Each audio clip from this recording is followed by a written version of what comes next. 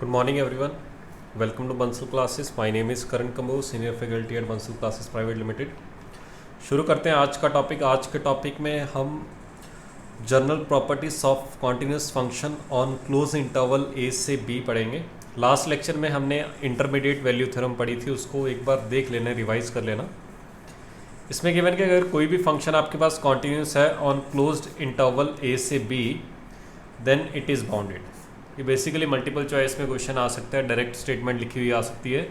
कोई भी फंक्शन अगर कॉन्टिन्यूस है ए से लेके बी तक, क्लोज इंटरवल है, जैसे ये फंक्शन है, ये रहा ए, ये रहा बी, क्योंकि अगर कॉन्टिन्यूस है तो ए पे कुछ ना कुछ वैल्यू सी आई होगी और बी पे कुछ ना कुछ वैल्यू डी आई होगी। और अगर वो फंक्शन कॉन्टिन्यूस है, जो उसकी रेंज आएगी वो भी क्या होगा, बाउंडेड फंक्शन होगा। तो ये देखो, ये सी से लेके डी तक इसकी रेंज आएगी, बाउंडेड फंक्शन आएगी। और ए पे वैल्यू सी आ रही है तो डी पे बी पे वैल्यू डी आ रही है, और ये फंक्शन इंक्रीज कर रहा है तो इसकी जो रेंज आएगी वो क्या आएगी, सी से लेके डी दोनों पे क्लोज इंटरवल आएगी। लेकिन इसका उल्टा ट्रू नहीं है। ज़रूरी नहीं कि अगर फंक्शन बाउंडेड है तो वो कॉन्टिन्यूस हो गए होगा। देखो अच्छे से देखो, ये फंक्शन बाउंड है इसके बीच में, लेकिन ये कॉन्टिन्यूस नहीं है, बीच में फंक्शन टूट रहा है। तो अगर फंक्शन कॉन्टिन्यूस है क्लोज इंटरवल में तो वो बाउंडेड होगा, लेकिन अगर बाउंडेड है तो ज़रूरी नहीं है कि वो कॉन्टिन्यूस होगा ही होगा, हो भी सकता है, नहीं भी हो सकता।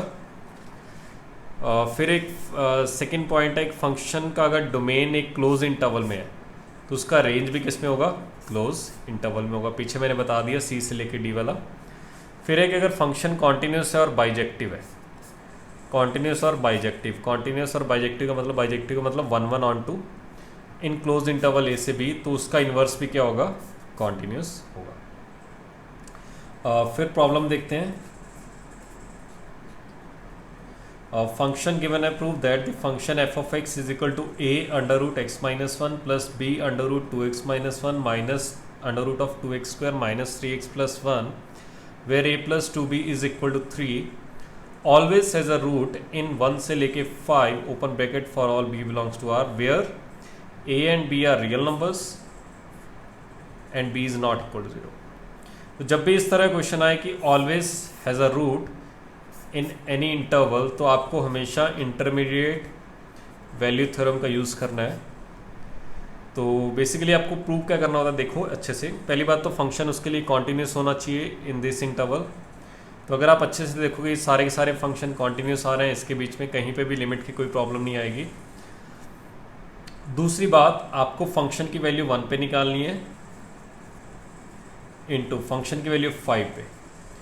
अगर इन दोनों का प्रोडक्ट आपने नेगेटिव प्रूव कर दिया, पहली बात तो फंक्शन कॉन्टिन्यूस होना चाहिए। दूसरी बात, अगर आपने इन दोनों का प्रोडक्ट नेगेटिव प्रूव कर दिया, कुछ ऐसा होगा, ये रहा 1, ये रहा 5।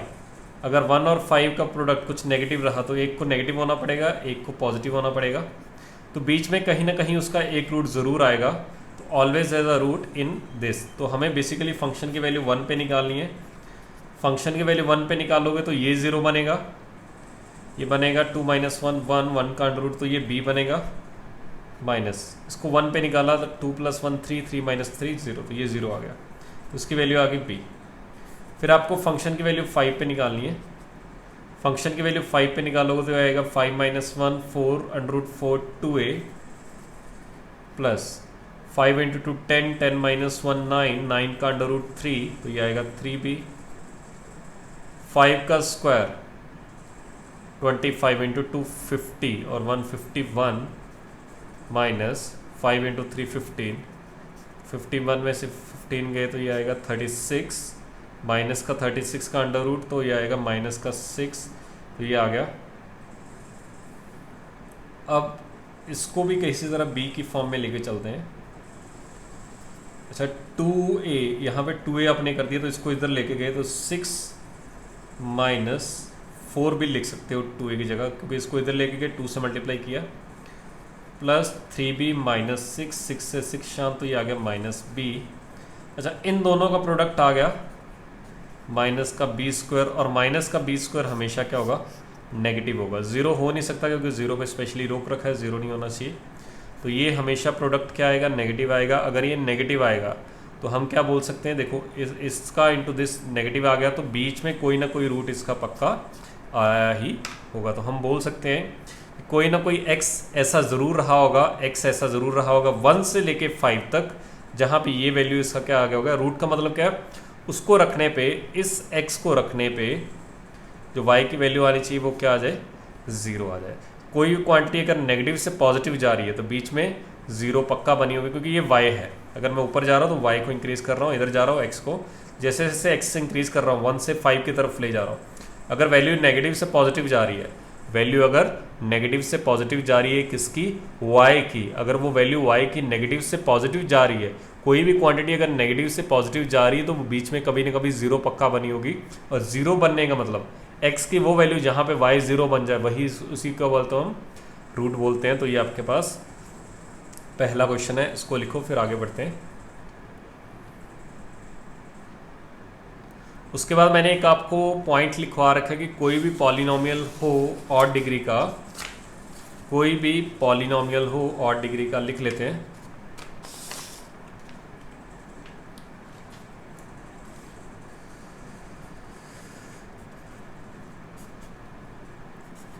पॉलिनोमियल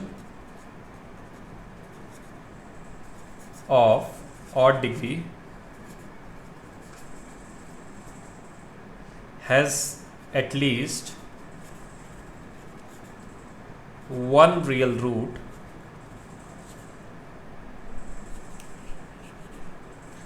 कोई भी ऑड डिग्री का पॉलिनोमियल है उसकी हमेशा एक रियल रूट आएगा ही आएगा। एक रियल रूट का मतलब क्या है, इसका जो भी ग्राफ बनेगा एक्स एक्सिस को एक जगह पे पक्का कट करेगा ही करेगा। रूट का मतलब मैं बता चुका हूँ कि वो जगह ग्राफ की जहाँ पे वो एक्स एक्सिस को कट करेगा। रीज़न क्या है कि पॉलिनोमियल की रेंज, ऑड डिग्री वाले की मैं रेंज हमेशा बता चुका हूँ आपको, माइनस इन्फानाइट से प्लस इन्फानाइट आती है। तो कोई क्वांटिटी अगर माइनस इन्फानाइट से प्लस इन्फानाइट की तरफ जा रही है तो बीच में कभी न कभी वो 0 बनी ही होगी। तो एक जगह पे तो पक्का बनेगी बनेगी, उससे ज़्यादा बन जाए उसका कोई प्रॉब्लम नहीं है, लेकिन हम इसकी गारंटी ले सकते हैं कि वो एक जगह पे 0 बनेगा ही बनेगा। तो इसको लिखो फिर आगे बढ़ते हैं।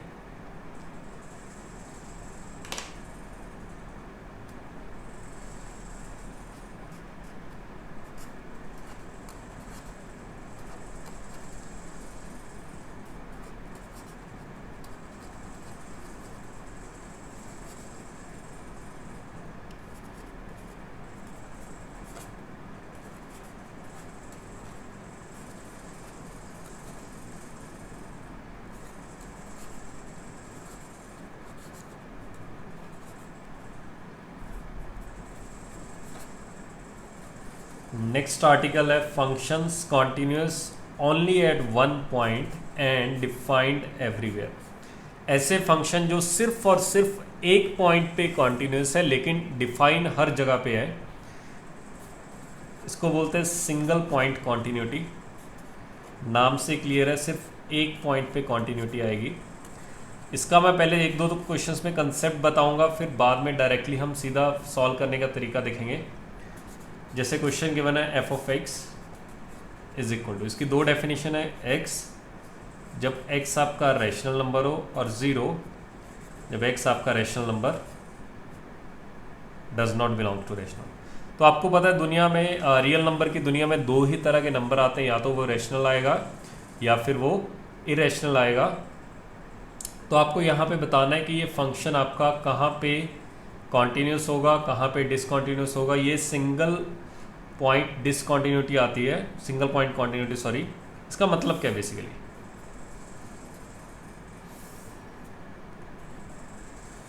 ये मतलब है कि जब जब ये x आपने मान लो 1 रखा तो इसका आंसर 1 आएगा, 2 रखा तो 2 आएगा, 3 रखा 3 आएगा, 4 रखा 4 आएगा, 5 रखा 0 रखा 0 आएगा, -1 -2 -3।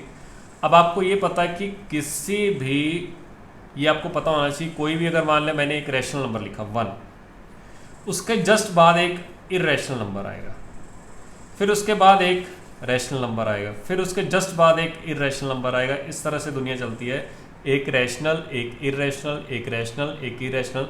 तो 0 एक रैशनल नंबर है, उसके बाद जस्ट उसके आगे एक इरेशनल नंबर आएगा। तो जैसे वो इरेशनल नंबर आएगा x, तो आंसर कितना आ जाएगा 0। तो ये ग्राफ बन गया 0। फिर आगे जस्ट एक रैशनल नंबर आएगा तो वो ऊपर ग्राफ बनेगा। मान लो 1.2 है तो 1.2 एक रैशनल नंबर है, तो 1.2 का आंसर क्या आएगा, x ही आएगा, यानी कि 1.2 ही आएगा। 1 पे आंसर क्या आएगा, x को 1 रखा तो 1 क्या है, रैशनल नंबर, तो आंसर 1 आएगा।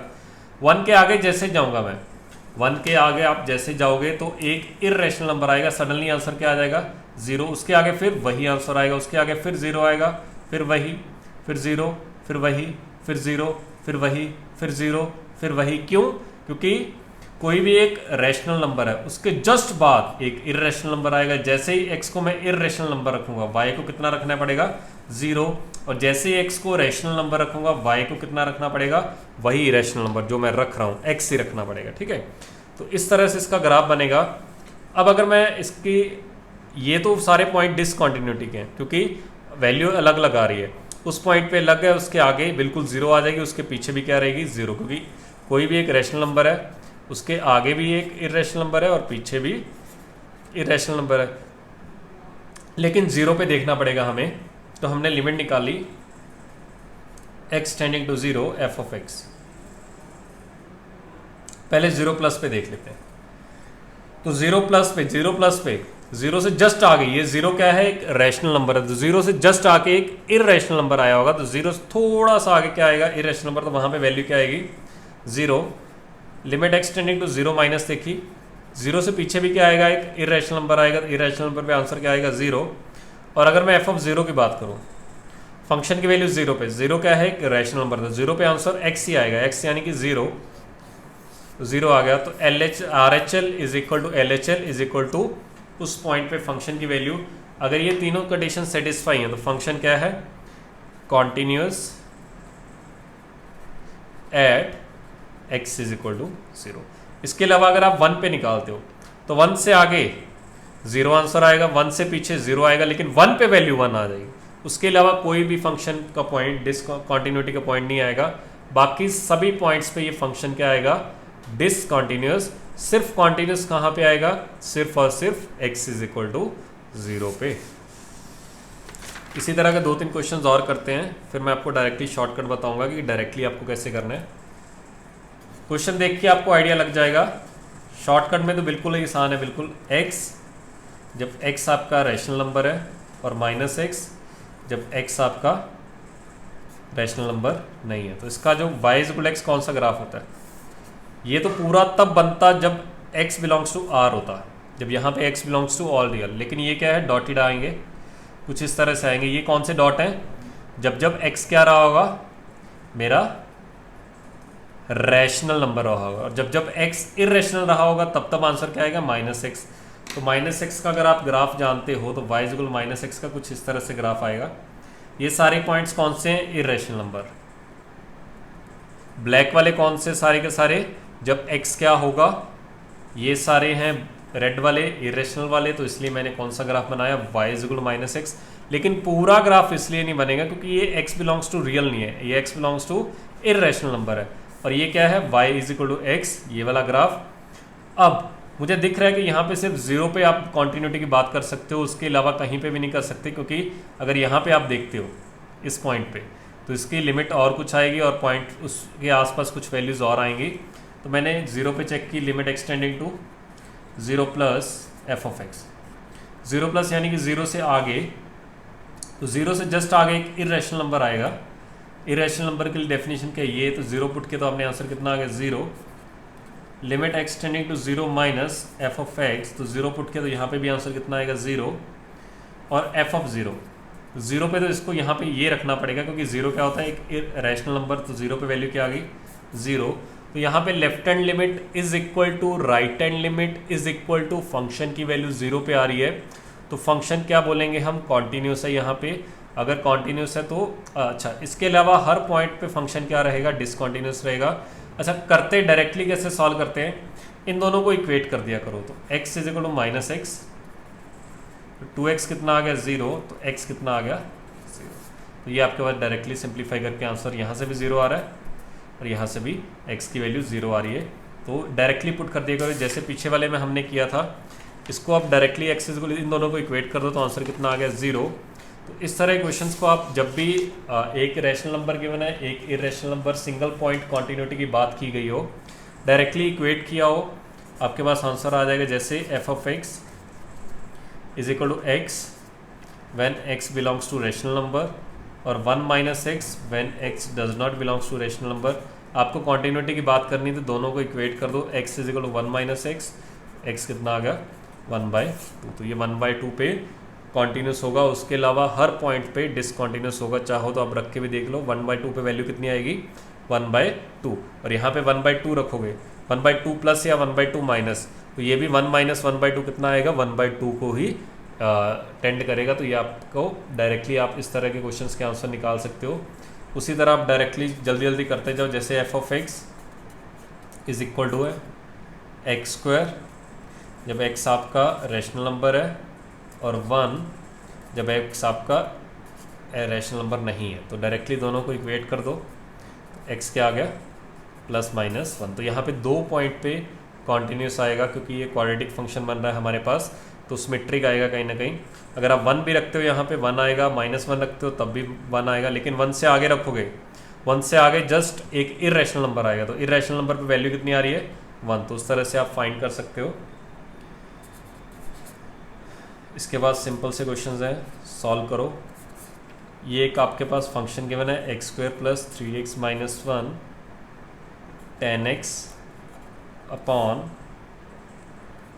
एक्स स्क्वायर प्लस 2x, कब जब x 0 नहीं है और k जब x 0 है। आपको क्या करना है, find k if f of x इज continuous at x is equal to 0।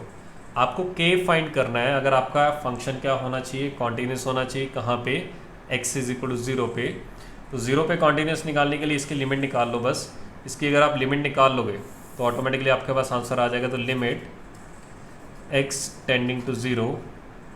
अच्छा, इसके फैक्टर कुछ बन रहे क्या, आसान से फैक्टर तो नहीं बन रहे। अच्छा, इसको 0 पुट किया, ठीक है। ये तो वैसे ही फॉर्म कोई प्रॉब्लम क्रिएट कर ही नहीं रही। ये लिखा हुआ है X square plus 3x minus 1 10x, ये प्रॉब्लम क्रिएट कर रहा है क्योंकि 0 रखने पे ये 0 बन रहा है। इन दोनों में से x कॉमन निकाला, अंदर बचा x प्लस 2, तो ख़त्म हो गया। ये तो वैसे ही डिटर्मिनेट फॉर्म है, इसका आंसर डायरेक्टली आ जाएगा। इसका आंसर 1 आता है, हमें पता है 10x अपॉन एक्स का। तो 0 पुट किया तो ऊपर आया -1 अपॉन नीचे आया 2, तो आंसर आ गया k की वैल्यू कितनी आ गई -1/2।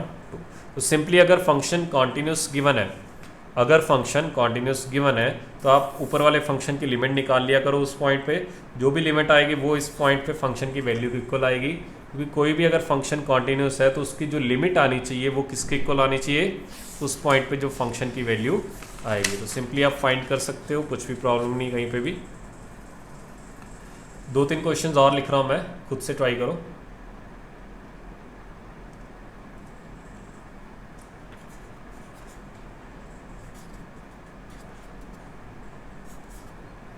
sin x plus sign of 5x, सारे के सारे लिमिट के क्वेश्चन ही होते हैं। cos x plus cos of 5x, कब जब x is not equal to -π/4 and k when x is equal to π/4।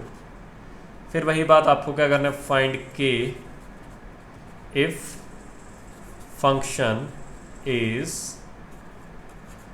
Continuous at x is equal to -π/4। तो आपको यहाँ पे k की वैल्यू निकालनी है, साथ साथ कर ही लेते हैं। पहले खुद से ट्राई करना, वीडियो पॉज करके फिर देखना सॉल्यूशन को।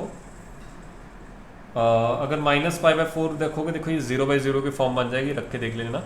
तो हमें लिमिट निकालनी पड़ेगी, limit x tending to -π/4, s plus s होता है 2s, तो 2 साइन पहला एंगल प्लस दूसरा एंगल बाई 2 3x कॉस पहला एंगल माइनस, किसी को भी पहला ले लो।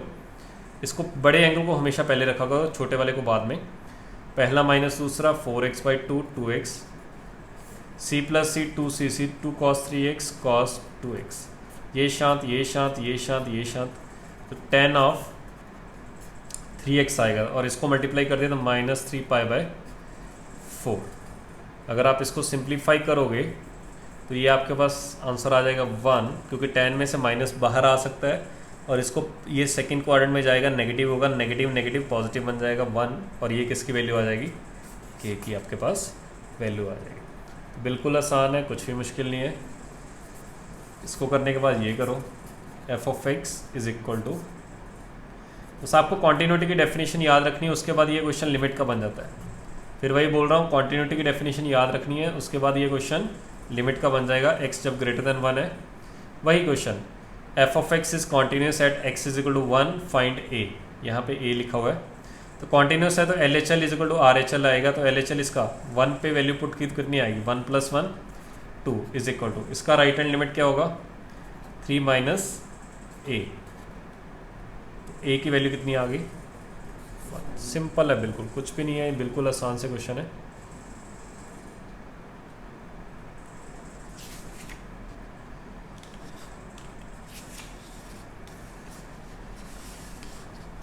Next question, what kind of discontinuity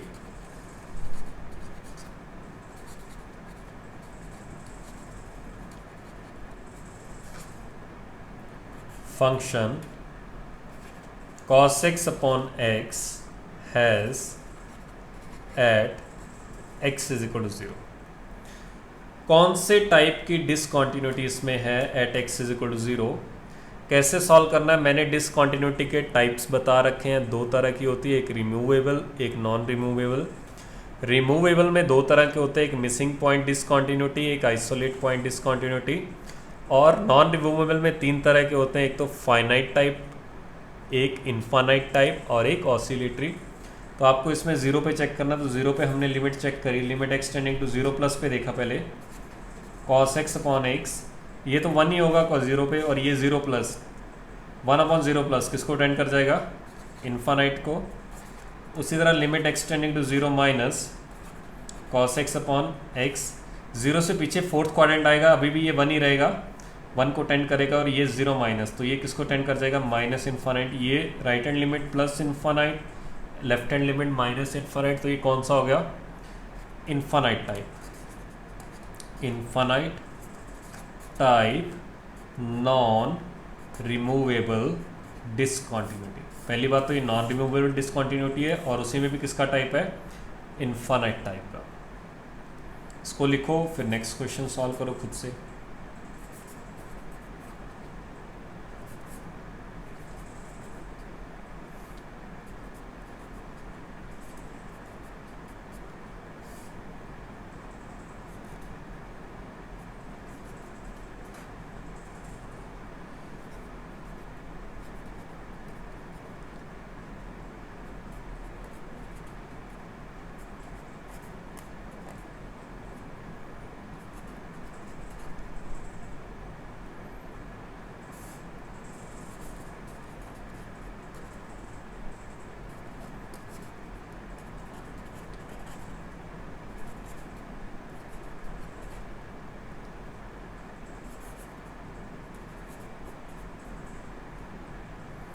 given है function continuous at x is equal to 0, आपको k फाइंड करना है। तो सिंपल है, अगर कॉन्टिन्यूस है तो RHL और LHL सेम आना चाहिए, तो यहाँ पे लिमिट निकाल लो, तो ये लिखोगे लिमिट एक्सटेंडिंग टू 0 8 की पावर x माइनस 4 की पावर x माइनस 2 की power x plus 1 upon x square. कहीं ना कहीं ये आपको एक्सपोनेंशियल टाइप दिख रहा है, इसमें से 4 की पावर x कॉमन निकाल लो, तो ये बनेगा लिमिट एक्सटेंडिंग टू 0 4 की पावर x, अंदर बचेगा 2 की पावर x माइनस 1, इसमें से माइनस 1 कॉमन निकाल लो, ये बचेगा 2 की पावर x माइनस 1 अपॉन नीचे आया एक्स स्क्वायर। पूरे में से आपने 2 की पावर x माइनस 1 कॉमन निकाला और बचा 4 की पावर x माइनस 1, और नीचे आ गया आपके पास x का स्क्वायर। अच्छा, एक x इसको दे दिया, एक x इसको दे दिया, एक का आंसर आएगा ln2 और एक का आंसर आएगा ln4, तो इसका आंसर आएगा ln2 ln4। अच्छा, यहाँ पे 0 पे वैल्यू निकाल लो डायरेक्टली, 0 पे डायरेक्टली इसमें तो लिमिट निकाल सकते हो, तो ये 0 बनेगा, ये भी 0 बनेगा, और किसके इक्वल आ जाएगा, k ln4 शांत, k की जो वैल्यू आएगी वो कितनी आएगी, ln(2). तो बिल्कुल सिंपल सा क्वेश्चन था, कुछ नहीं, आपको लिमिट निकालनी थी और कुछ नहीं था। इस चैप्टर का आखिरी topic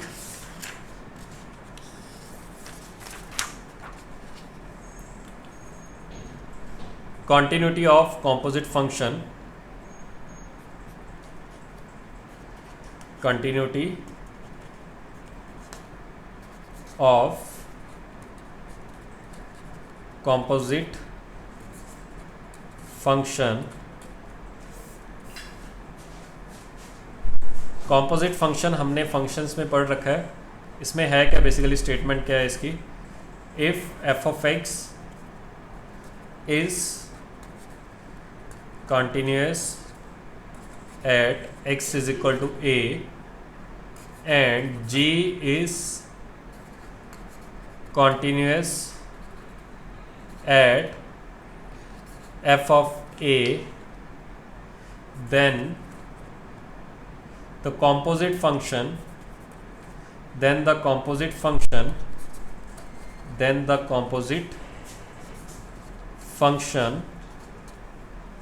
f of x is continuous at x is equal to a, g of x, तो g of fx आएगा, g of fx is continuous at x is equal to a। उल्टा भी आप कर सकते हो, if gx is continuous at x is equal to a and f is continuous at g of a, फिर यहाँ पे f of gx आ जाएगा। ठीक है, पहली बात तो जो आप अंदर फंक्शन रख रहे हो, g के अंदर क्या रख रहे हो, f रख रहे हो, तो पहली बात तो ये कॉन्टिन्यूस होना चाहिए a पे। अब g के अंदर क्या रखा, f of a रखा, g के अंदर क्या रख रहे हो, f of, पहले आपने x को a रखा, ठीक है, तो पहली बात तो f क्या होना चाहिए, a पे कॉन्टिन्यूस होना चाहिए। फिर g के अंदर क्या रख रहे हो, g के अंदर a नहीं रख रहे, g के अंदर आप f of a रख रहे हो, g के अंदर आप f of a रख रहे हो। फिर दोबारा रिपीट कर रहा हूं, f के अंदर x रखा है आपने, f के अंदर x रखा है, x is equal to a पे f x कॉन्टिन्यूस होना चाहिए, g x is equal to a पे नहीं, f ऑफ a पे कॉन्टिन्यूस होना चाहिए। क्यों, क्योंकि g के अंदर क्या रख रहा हूं मैं, f ऑफ x रख रहा हूं, जैसे मैं x को a रखूंगा तो क्या आएगा, f ऑफ a, तो g कहां पे कॉन्टिन्यूस होना चाहिए, f ऑफ a पे, तब g ऑफ fx क्या होगा, continuous at x is equal to a। तब आप इसको ऐसे भी लिख सकते हो, limit x tending to a g of fx, limit को आप अंदर लेके जा सकते हो, तो जब भी कॉन्टिन्यूस फंक्शन हो तो आप लिमिट्स को अंदर लेके जा सकते हो, कोई भी प्रॉब्लम नहीं है। जैसे ln वगैरह हो गया, ये सारे फंक्शन कॉन्टिन्यूस होते हैं, e के पावर x हो गया, तो इसमें लिमिट को आप अंदर लेके जा सकते हो, डायरेक्टली आप फाइंड कर सकते हो। इसके ऊपर एक क्वेश्चन करते हैं, f ऑफ x गिवन है आपके पास 1/x - 1, g of x given है 1/x + 1 और x प्लस, अच्छे से देखना, आपको बात करना है कि g ऑफ fx कहाँ पे डिसकंटिन्यूस है। आपको क्या करना है, find point of discontinuity of g of fx। पहली बात तो आपने x किसके अंदर रखा, f के अंदर, तो पहली बात तो हम f को देखेंगे, ये कहाँ पे डिसकंटिन्यूस है, x should not equal to 1, तो पहली बात तो x 1 नहीं होना चाहिए। फिर f ऑफ x, अच्छा g कहाँ पे डिसकंटिन्यूस है, g ऑफ मसाला, x क्या नहीं होना चाहिए, -1 और -2, तो ये तो g ऑफ x की बात कर रहा हूँ। g ऑफ, अगर आपसे g ऑफ x की बात की जाए तो कहाँ पे डिसकंटिन्यूस है, g of masala, masala is equal -1, masala is equal -2, लेकिन आपसे g ऑफ fx की बात की गई, तो g ऑफ fx का मसाला कौन बन गया, अब fx बन जाएगा, तो यहाँ पे fx रखोगे तो fx + 1 आएगा, 1/fx + 1, देखो g ऑफ fx क्या आएगा, 1/fx + 1 fx + 2, तो fx क्या नहीं होना चाहिए, एक तो -1 नहीं होना चाहिए, एक -2 नहीं होना चाहिए, तो उसकी हेल्प से हम x निकाल सकते हैं। fx क्या है, ये रहा 1/x - 1, क्या नहीं होना चाहिए, -1, तो यहाँ से अगर आप सिंप्लीफाई करोगे, x क्या नहीं होना चाहिए, इसको इधर लेके गए तो ये बनेगा -x + 1, तो x 0 नहीं होनी चाहिए पहली बात तो, एंड f ऑफ x क्या नहीं होना चाहिए, -2, यहाँ से हम देख सकते हैं, तो f ऑफ x ये रहा 1/x - 1 क्या नहीं होना चाहिए, -2, तो अगर आप इसको थोड़ा सा सिंप्लीफाई करोगे तो आपके पास जो x आएगा वो आ जाएगा, ये किधर गया, 1/2 आ जाएगा। x कितना आ जाएगा, 1/2। तो अगर आपसे डिसकॉन्टिन्यूस, पहली बात तो fx की बात करेंगे जो अंदर रखा हुआ है, पहली बात तो g ऑफ fx में ये कॉन्टिन्यूस होना चाहिए। फिर g ऑफ मसाला, g ऑफ मसाला लिख लो पहले। g ऑफ मसाला क्या आएगा, 1/मसाला प्लस 1 इंटू 1/मसाला प्लस 2। तो ये भी डिसकॉन्टिन्यूस कहाँ पे होगा, f ऑफ x जब क्या होगा, -1 और -2, और f ऑफ x क्या है, ये रहा। तो आप इस तरह से आप सिंप्लीफाई कर सकते हो। तो इसी के साथ ही आपका ये चैप्टर भी ख़त्म होता है, कॉन्टिन्यूटी। इसके बाद हम डिफरेंशिएबिलिटी स्टार्ट करेंगे, इसके साथ और चैप्टर भी एक स्टार्ट करेंगे, 2 चैप्टर एक साथ चलेंगे। वो हम सोचते हैं कौन सा करेंगे, या तो डिटर्मिनेंट मैट्रिसेस करेंगे या फिर मेथड ऑफ डिफरेंशिएशन करेंगे। तो चलिए मिलते हैं नेक्स्ट क्लास में। Thank you so much.